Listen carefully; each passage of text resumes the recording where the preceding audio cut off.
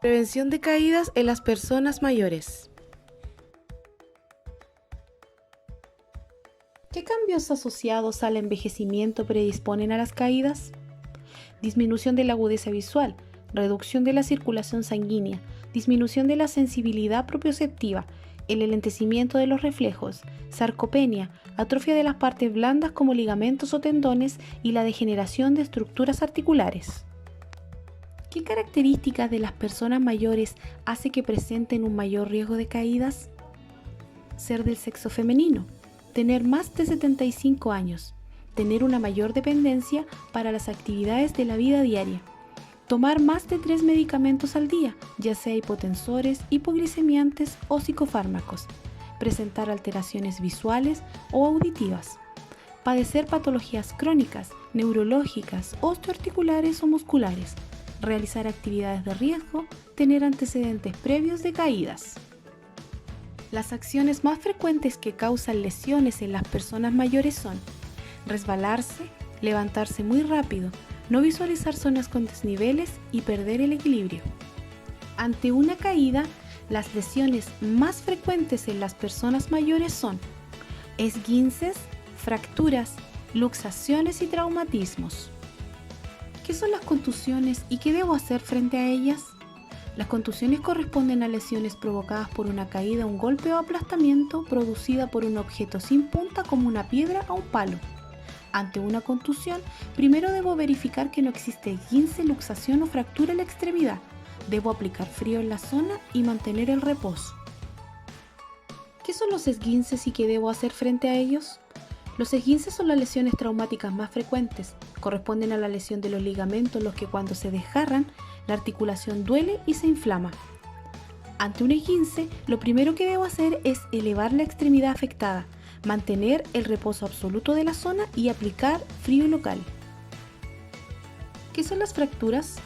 Las fracturas corresponden a una pérdida en la continuidad de los huesos a consecuencia de golpes, fuerzas o tracciones, rompiéndose debido a la presión que se ejerce sobre ellos. Podemos señalar que se clasifican en fracturas abiertas o expuestas y fracturas cerradas. ¿Qué debo hacer frente a una fractura cerrada? Primero, aplicar frío local. Segundo, inmovilizar la extremidad como se encuentre. Tercero, calmar al accidentado. Cuarto, trasladarlo a un centro asistencial. ¿Qué debo hacer frente a una fractura abierta? Evitar movilizar o alinear la extremidad. Si existe herida, detener la hemorragia, realizar compresión en la zona y cubrir con gasa o paño limpio. Inmovilizar la extremidad sin intentar alinear y trasladar a un centro asistencial lo más rápido posible. ¿Qué son las luxaciones y qué debo hacer frente a ellas? Las luxaciones corresponden a una lesión que ocurre cuando el hueso se desplaza de su articulación desgarrando los ligamentos.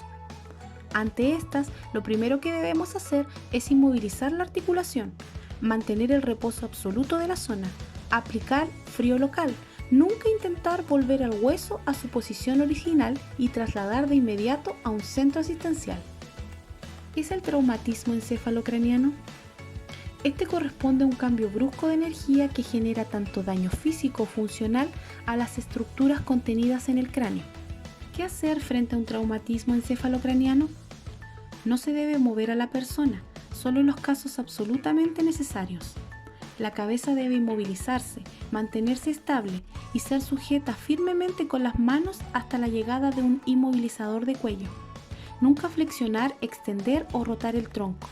No se debe voltear a la víctima, a menos que se ahogue con vómito o sangre. En este punto se requieren de 2 personas, una en la cabeza y otra al costado. Se requiere la alineación de todo el tronco para poder voltear a la víctima. Se debe realizar maniobra de resucitación si esta corresponde. Es importante favorecer la respiración del individuo. Se debe trasladar a un centro asistencial. Como podemos ver, es muy importante tomar ciertas medidas para prevenir las caídas y las consecuencias de estas en nuestras personas mayores. Medidas tales como utilizar pasamanos en los pasillos, evitar que los adultos mayores transiten por lugares donde el piso esté mojado o húmedo, contar con manillas en la ducha o silla de baño, utilizar antideslizante en la ducha. En caso que el residente utilice catre clínico, mantener siempre barandas arriba. Evitar dejar objetos en el piso. Usar calzado adecuado. Evitar que las personas mayores anden descalzos. Mantener las zonas iluminadas. Usar elementos de apoyo y lentes en caso de que la persona mayor lo necesite. Realizar deambulación de manera supervisada. Evitar que las alfombras se muevan y procurar que estén siempre bien adheridas al piso, principalmente en las esquinas.